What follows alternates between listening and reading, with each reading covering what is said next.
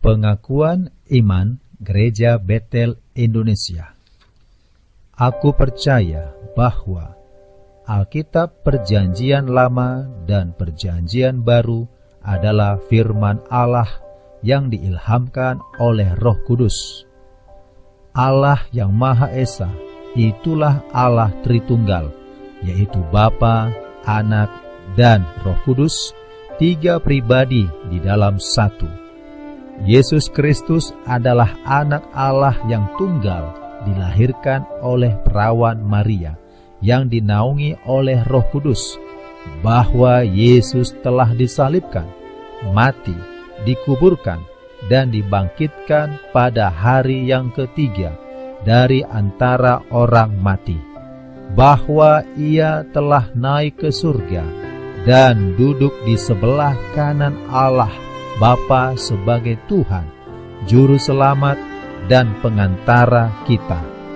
Semua manusia sudah berdosa dan kehilangan kemuliaan Allah, sehingga harus bertobat dan berpaling kepada Allah untuk menerima pengampunan dosa. Pembenaran dan kelahiran baru terjadi karena iman di dalam darah Yesus Kristus yang dikerjakan oleh Roh Kudus. Setiap orang yang bertobat harus dibaptis secara selam dalam nama Bapa, Anak, dan Roh Kudus, yaitu dalam nama Tuhan Yesus Kristus.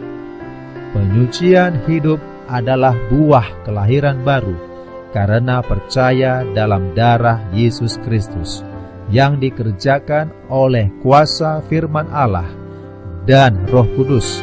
Karena itu, kesucian adalah asas dan prinsip hidup umat Kristen.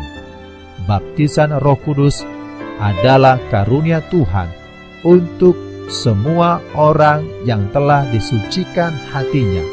Tanda awal baptisan Roh Kudus adalah berkata-kata dengan bahasa roh, sebagaimana diilhamkan oleh Roh Kudus.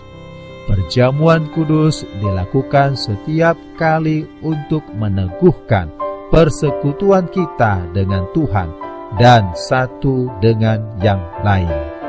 Kesembuhan ilahi tersedia dalam korban penebusan Yesus untuk semua orang yang percaya.